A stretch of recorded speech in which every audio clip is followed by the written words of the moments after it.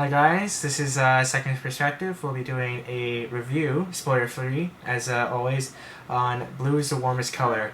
I'm Paul Weston, that's Torin McLaughlin, and Torin's going to give us a little bit of film information and a quick synopsis here. Yeah, okay, sure. Blue is the Warmest Color was shot in 2013. The original title was La Vie d'Adèle, which means The Life of Adele in French. Directed by Abdelatif Kechiche, who's a very prominent French film director. I've never heard of him before. Known also for Games of Love and Chance and The Secret of the Grain. And there are two main actors, Léa Seydoux and Adele Exarchopoulos. Adele plays Adele, and Léa Seydoux plays Emma.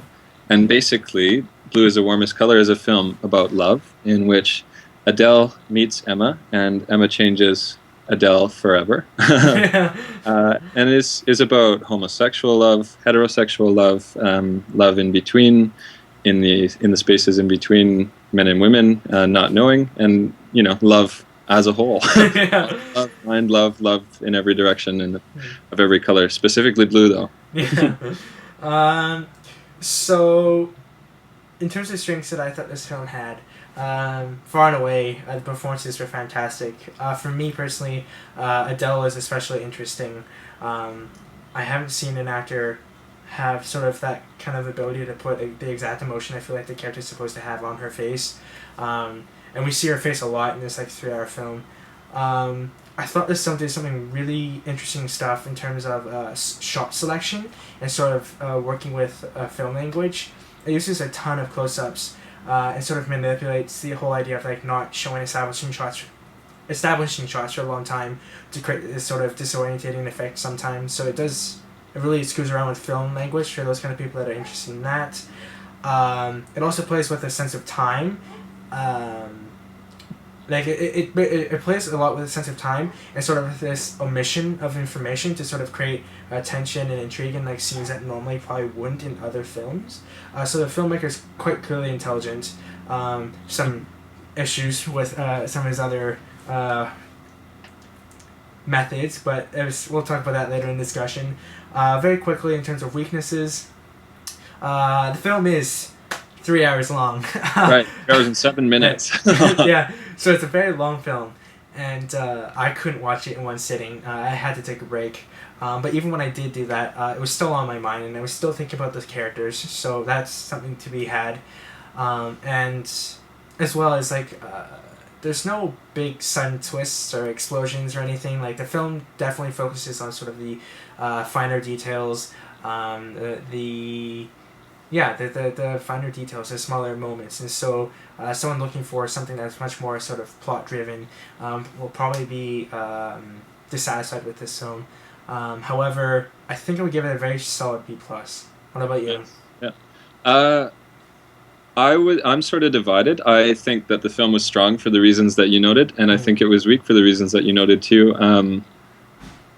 As somebody who doesn't know a lot about film, in terms of shot selection and the technical aspects, I think that I noticed the technical aspects of this film a lot more than I do with other films. There wasn't a wide variety of shots. When you got an uncharacteristic shot, it was very pronounced and really affected the scene. So I thought I enjoyed the shot selection throughout. I thought it was really orgiastic. There's so much skin on screen, and I do have issues with that, but we can talk about those in discussion later. But for the most part, it was beautiful to watch, and I felt when the characters were feeling, and I felt hard, Yeah. And I thought the acting was spectacular. The directing was awesome too. I would probably give it a B+ as well. I think the first half of the movie was a lot stronger for me than the second half, but again, in discussion, I'll bring up that in more detail. Yeah.